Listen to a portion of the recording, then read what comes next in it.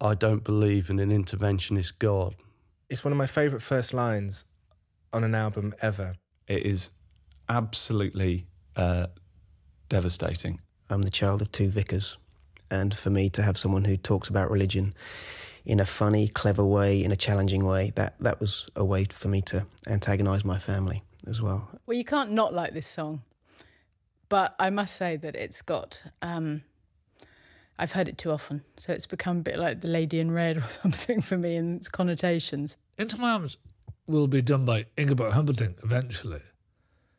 You know, it's that kind of good a song. I think if you're a songwriter, it's the pinnacle of the art. It wouldn't surprise me if next year X Factor's Christmas song is Into My Arms. I think it's too easy sometimes to be dark. I think a lot of people have a reputation for being dark and mysterious and very wordy, and that's kind of becomes part of who they are. But he does the tune bit so well. I have some quite specific memories of that album. I remember, for example, once driving back from Pembrokeshire with a friend, and we'd had a lovely weekend together, and there was a quiet, kind of restful intimacy in the car on the way back driving to London. But I felt the need to put on some music, but I couldn't think of anything that would not break in upon that atmosphere of intimacy between us. But then I remembered that I had the tape of the Boatman's Call songs. And I put that on, and after a little while, my friend Olga, when Into My Arms was playing, she said, I know this song. And I said, I think you must be mistaken, because the record had not been released at that point. So I knew that there was no way she could have heard it. And she said, I've heard this song before. At the time, I thought, well, this has got to be certainly one of, if not the most beautiful love song I'd ever heard. And she said, yeah, I know.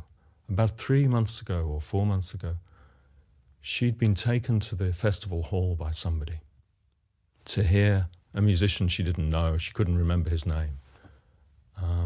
But there, actually, Nick had performed Into My Arms, and although she had no recollection of who it was she'd heard playing that evening, she'd just been taken to this concert, and she'd never heard the song again. It had got in so deep that just on one hearing, she recognised it 3 or 4 months later. You just feel a depth of sentiment there that, I don't know, in my mind, it can't be faked, it can't be. And that's why I think it touches so many people. I think that was a great testament to the power of that song. And I remember a little later on the drive, after the tape had been playing for a while, Olga suddenly exclaimed, "This music makes my breasts grow." To be honest, the first time putting that CD in, I kept putting that on repeat. I couldn't go any further with it. I must have played it 5-6 times. I just couldn't believe what I was hearing. As I recall, there was nothing wrong with Olga's breasts, but it was entirely natural that a beautiful woman in the company of these songs would find herself becoming more beautiful and more womanly. Well, I still feel very proprietorial about the Boatman's Call. It has such a pared down, probably deceptively simple approach. But that sound, I mean, you only have to say the title and you think of Nick on the cover in monochrome against the bricks. I mean, I think about that photo a lot because I always feel like a great photo makes you wish that you were there when the photo was taken. Anton has always been great at making the right combination with an image that fits with the artist and what the artist is trying to deliver in their style and in their creation. What I love about the Anton Corbijn photo is that it's one of the few brick wall photos that are allowed to exist in the world. There's sort of like no train tracks, no brick walls. Bob Dylan got the train tracks and no one else can do it again. And I think Nick got the brick wall. I think I come from a generation where album artwork was something that was very exciting. I mean, you went and bought your albums because you knew you knew in advance that they were coming out, and you were waiting for the moment when you can go to the shop and buy it. That's the album that was the first one that I ever rushed out and thought, I've got to get this on the day of release, and putting it on and making sure I had an hour and a half just cleared to sit with it, to enjoy it, to sit there with the lyric sheet and go over it. There was a period in the mid-90s when I refused to listen to any contemporary music whatsoever and just turned over to listening to classical music, and formed a very passionate interest with the music of Beethoven, and in particular the piano as an instrument, and just got really into listening to the way that he could evoke such an emotion out of such an instrument. And it was about that time in the 1997 when a friend who actually works at Mute Records, as a friend of mine called Andy, gave to me for my birthday The Boatman's Call, the album. And I listened to it, and I felt that it reconnected me to contemporary music again. I felt like it was a new era. I felt like a line was drawn, and it was, for me, it was a sense of rebirth in where Nick Cave was writing, and also the band was coming from. And almost the band, for me, were almost quite... There was a sense that they were invisible on that record. The themes on it are very much intensely personal, I suppose you could say. And as a consequence of that, I think Nick felt that he really wanted to have control over more aspects of how the music was, and understandably too. I have no problem with it. He needed to take command of the music at this point. He needed to actually be leading the band rather than in any sense be supported by them. You can find a way of writing songs on whatever instrument you choose, whether it's piano or guitar, and you've got the same chord structures, and your hands go up and down the frets of the keys in the same way, and after a while, you maybe you tend to maybe repeat yourself, and everybody else in the band is going to play, whether it's the drummer or the bass player or the guitarist, and it's kind of good to find a new way of writing songs. We did a lot of that, sort of arranging those songs while we were actually mixing the Murder Ballads record. So as often it was just Nick and Tommy and I in another studio. I think worked the first time in the Abbey Road studio in the famous Beatles room. That was one really great impressions there. I mean, it was something to record these slow songs and very slow, light or heavy style of music. Very slow sometimes, yeah. Abbey Road was not particularly accommodating to my way of working, because it is one room and everybody's in the same room, and I don't really like to mess up the basic track by me trying out different things. So they had to build a little extra room, shielding it up for me to be inside, and then that didn't really work out for me very well. So the process of working there I did not like very much. And for me it was an odd one, because it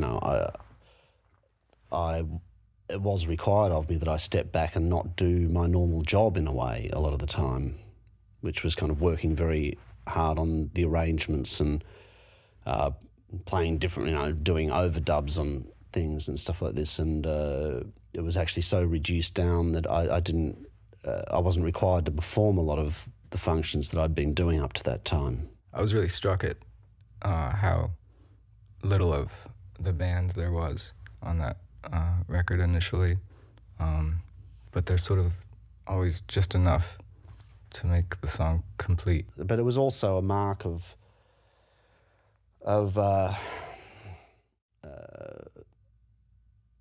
the band's musical awareness, that people knew how to back off and not, they knew how to be reserved in their approach and very selective in when they didn't play. And it's really the the mark of an excellent band that knows when not to play. It tested the Bad Seeds in a way that really brought out their strengths as well. I mean, there's a wonderful sense of kind of breadth and kind of easiness about that album. I mean, there's a nice sense, I mean, of the beginning of a love affair. I mean, the story that apparently that Nick Cave started the album when at the beginning of the love affair and ended it when it all went terribly wrong. But I think Lime Tree Arbor is a real nice moment of grace on that album. I've always loved the whole album, Boatman's Call, and then when I saw the Bad Seeds live on this tour, they opened up the show with Lime Tree Arbor, and there's just that bass line that just sets this groove that just carries you, this beautiful kind of, almost like rowing a boat kind of a rhythm. And then you listen to the lyrics and it's just beautiful. I taught Lime Tree Arbor to a bunch of 13-year-olds. I think his writing, it took another amazingly large step forward at that point. They actually wrote extra verses. Once they'd actually heard the whole song, they wrote extra verses.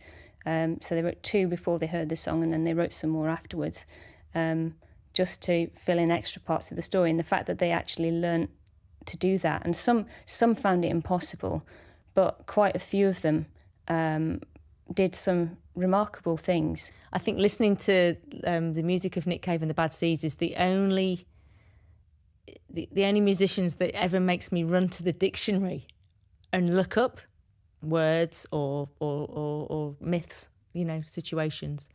And I suppose the best moment of the entire lesson was when this kid who's he's in the form that I teach as well as my English group, and he can be a downright pain actually quite a lot of the time, and he doesn't like English at all, but his reaction to that was so different from normal.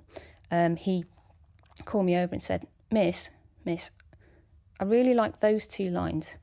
And what he was pointing at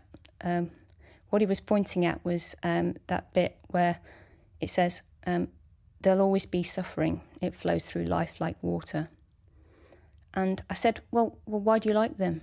And he thought about it for a minute, and he couldn't really come up with something. And then he said finally, well, he's just right, isn't he? One of the proudest moments in my career was when People Ain't No Good was chosen for Shrek 2. I mean, we've had Nick Cave and the Bad Seeds songs in horror films and endless indie productions, but there was something wonderful about this great big animated production which was going to be seen by the band's children and having this song in. It's like quite funny though, because he mixes, the way you can mix comedy, have a load of comedy going on, and then there's a Nick Cave track in the background, so he fits into every category really. I was playing the Boatman's Call because it was beautiful, but also because it was sad. And I wasn't feeling sad, I was angry, I was just so blitzed. And it was brilliant for the cathartic release and just to get your emotions plugged into, obviously quite a painful thing for Nick, but beautiful at the same time. And then I met Michelle. And it all started falling into place. When I first met him, he was a lost soul, basically, a bit like myself. We were sort of both 2 wandering souls, not knowing what direction we were going to follow. But for some reason, we were brought together in the vets, actually, of all places. My rabbit wasn't very well. I always kept rabbits, and I was coming out of the vet holding my rabbit. Michelle was walking in with her rabbit. At the time, I just saw this girl. We kind of exchanged glances, and then that same day we met in the local pub. And I said, how's your rabbit? And she said, he died. Died on the operating table. And I was, that's sad. And would you like to come see my rabbits? I said, which is probably the worst chat-up line ever. Our love for music would go on from there. We'd sit and talk, about Nick Cave songs. People Ain't No Good. That's great. That was a subtle way of me having the emotions that the early Bad Seeds birthday party, anger, rage music used to instill, because people ain't no good a lot of the time. And at that particular time, there were a couple of people that really weren't no good. I just love the cynical wryness of it, and, you know, I'm not sure how it was intended, but for me it's always someone sidling up to you and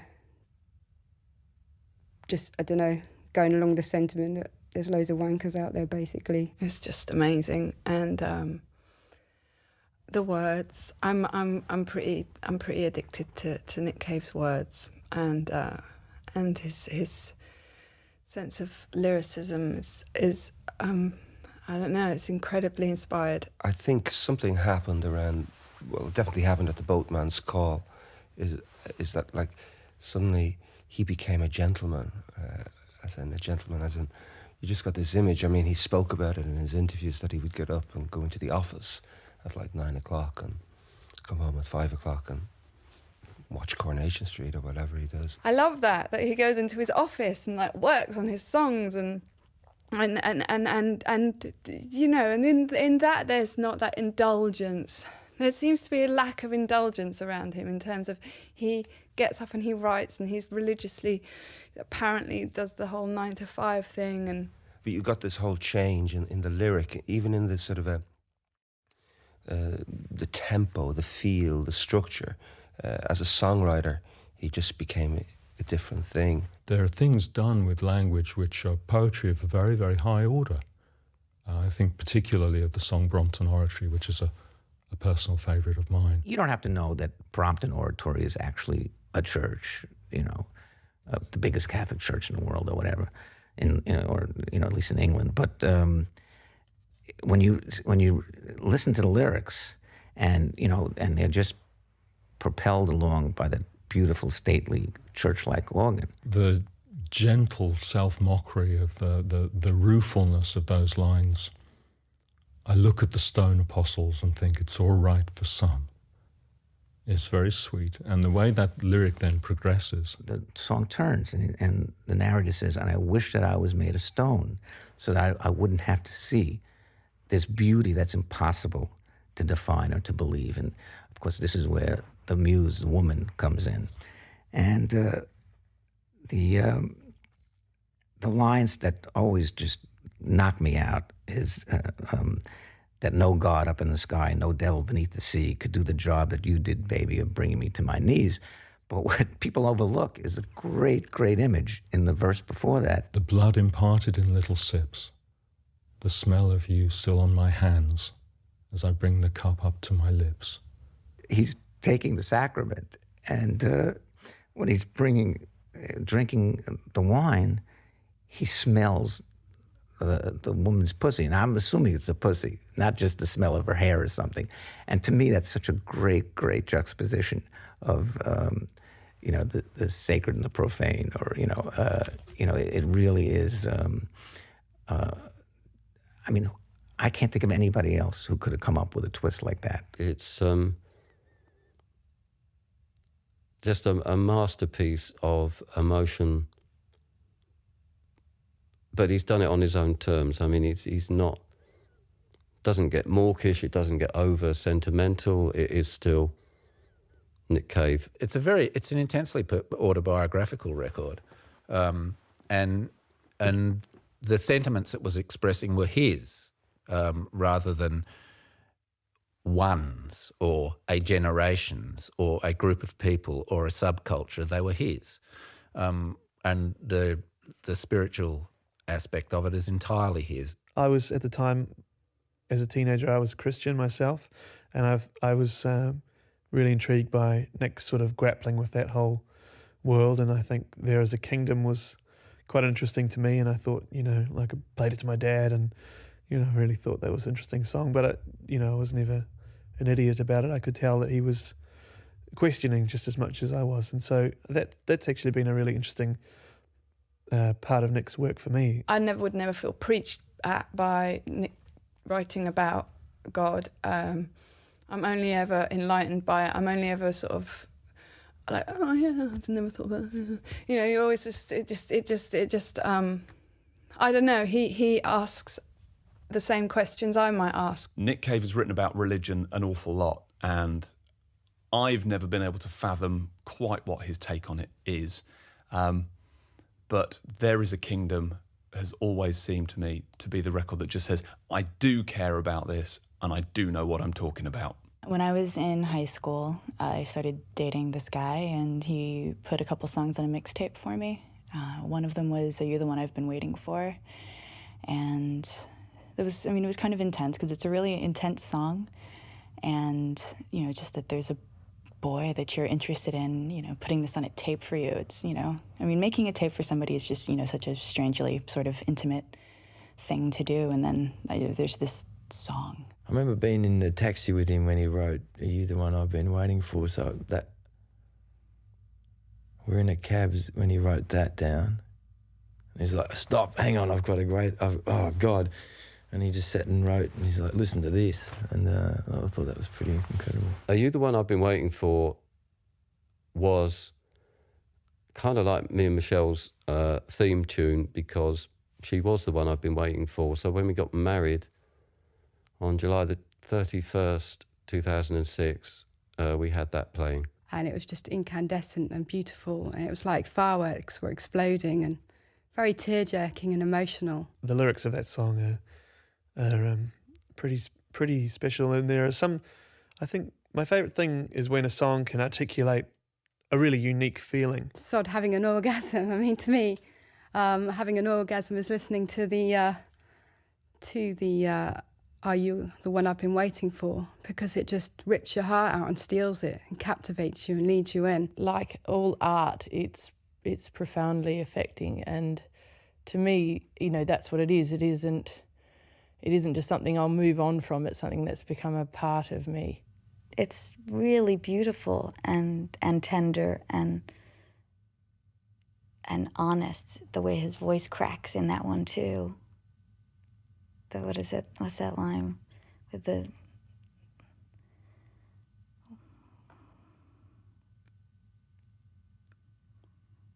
The stars fall from the sky, but they don't, do they? That line.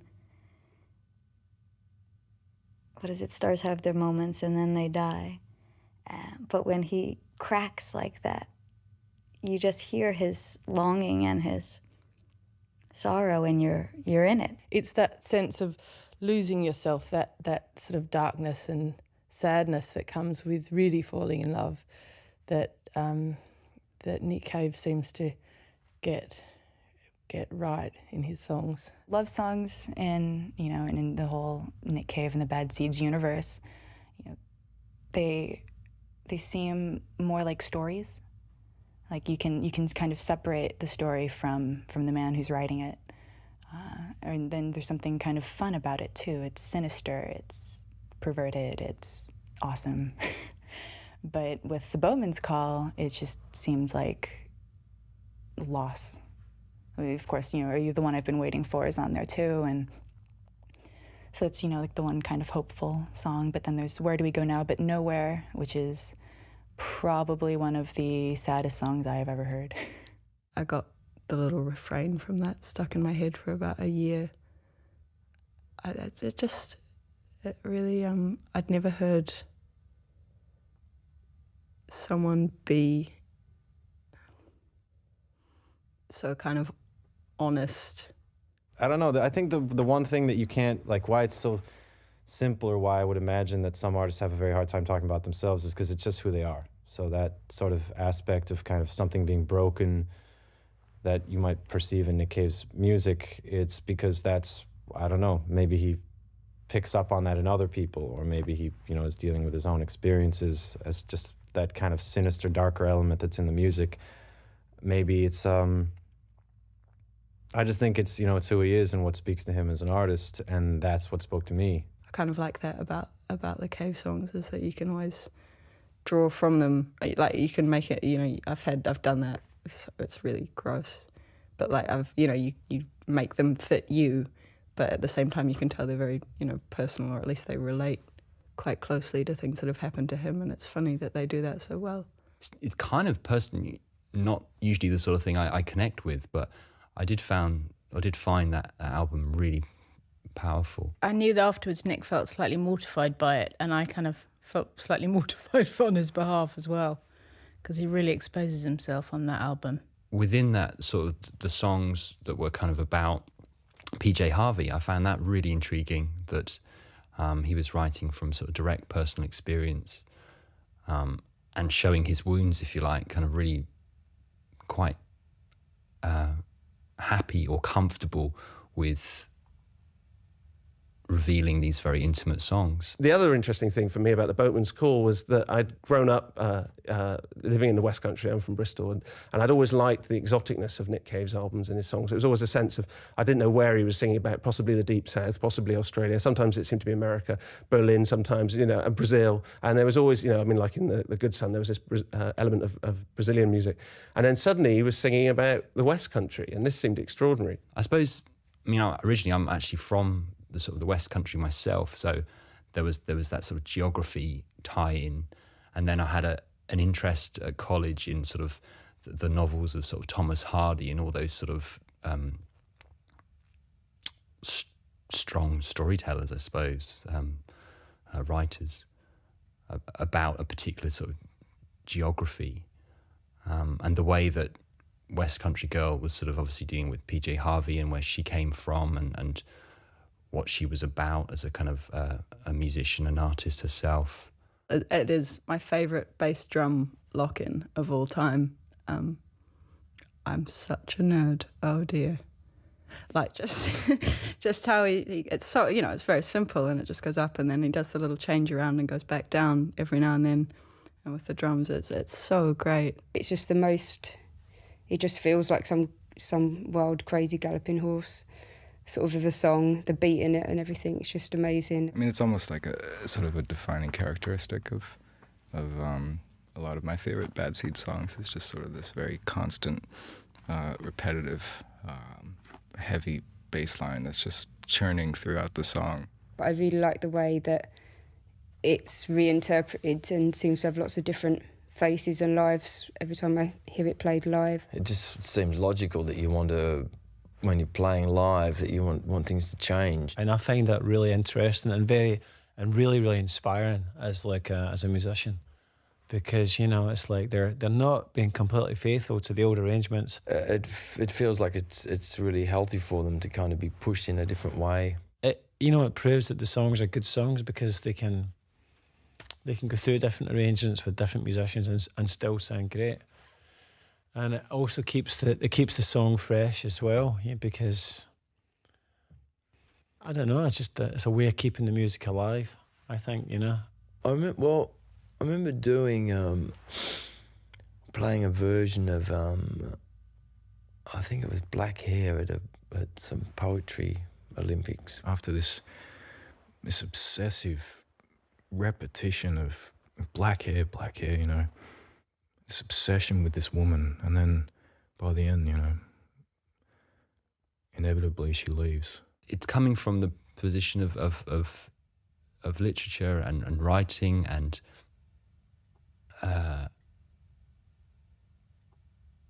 Spartan kind of. I mean, poetry's a big word, and I wouldn't want to use that, but that sense of understanding the potential of words. It reminds me of Hemisphere in Your Hair by Baudelaire.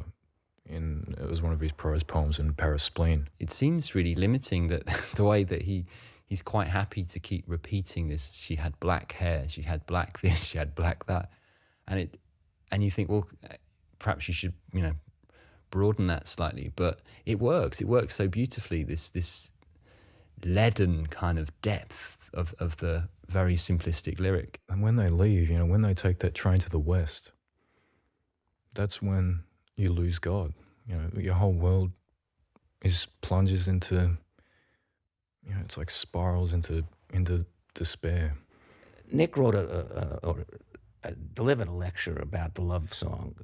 That was just a marvelous lecture, and he talked about the concept of Duarte and Saudade, I think.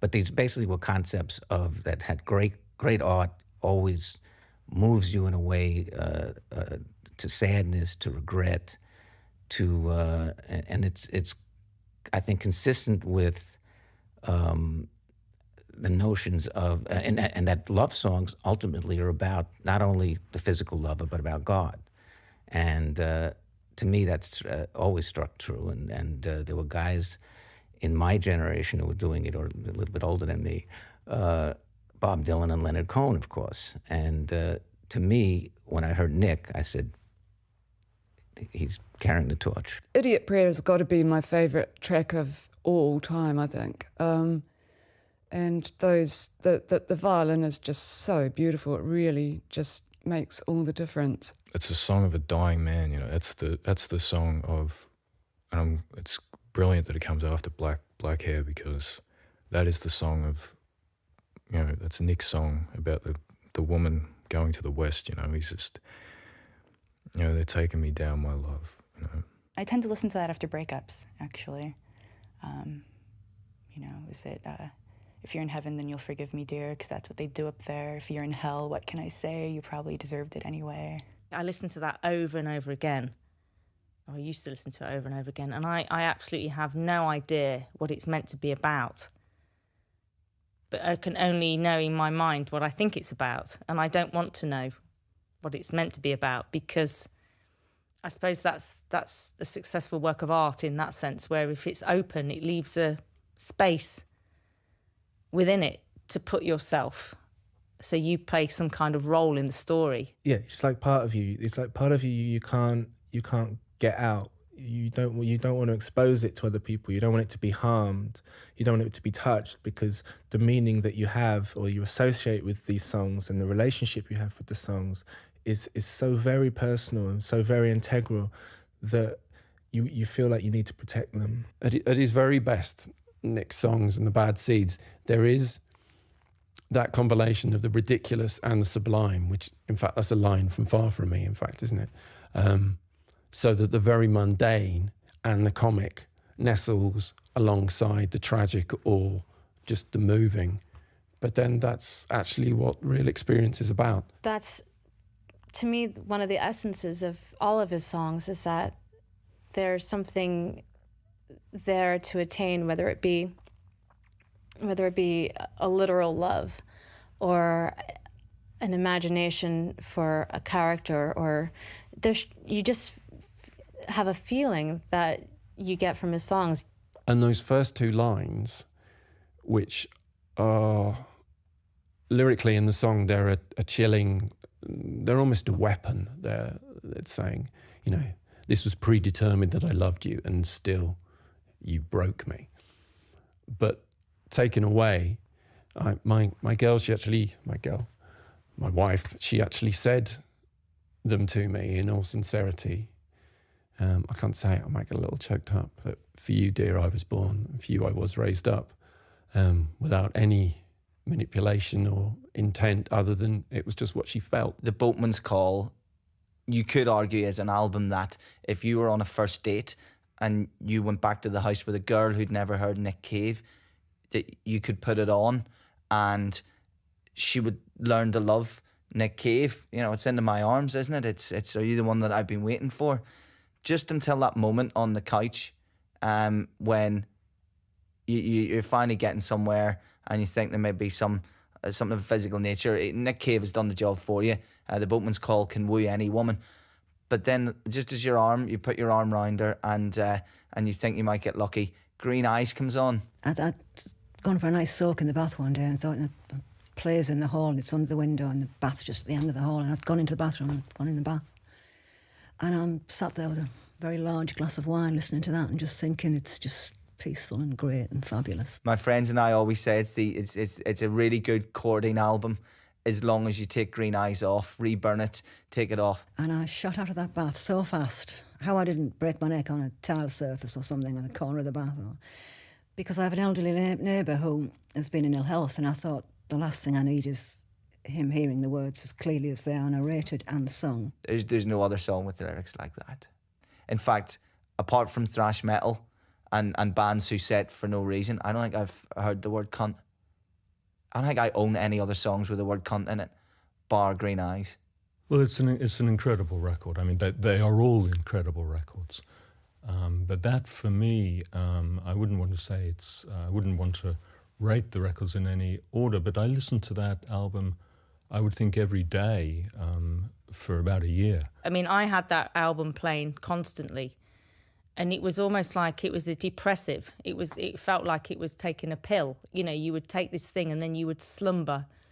It was a comforter. You know, people take drugs or whatever, and listening to that album became my drug, where I knew that it would take me to this certain place, and it would cocoon me in a dark hole that I actually didn't want to get out of.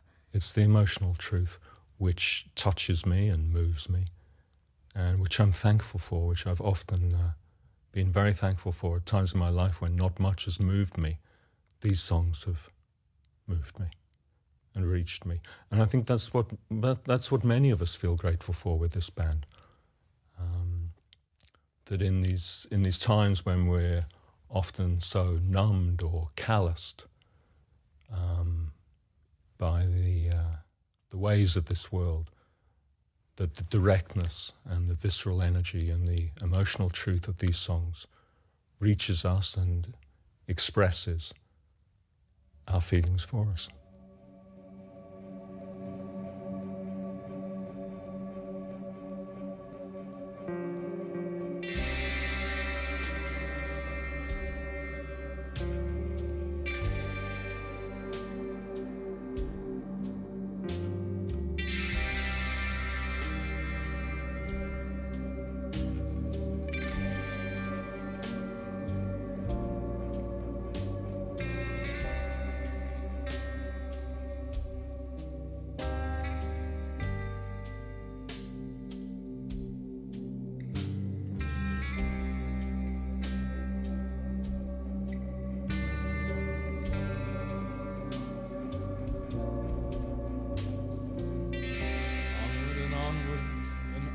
I go when no man before can be bothered to go, till the soles of my shoes are shot full of holes, and it's all downhill with a bullet. This rambling and roving is taking its course. I'm grazing with the dinosaurs and the dear old horses, and the city streets crack and a great hole forces me down. My soapbox, my pulpit, the theater ceiling, the silver star spangled, and the coins in my pocket go jingle.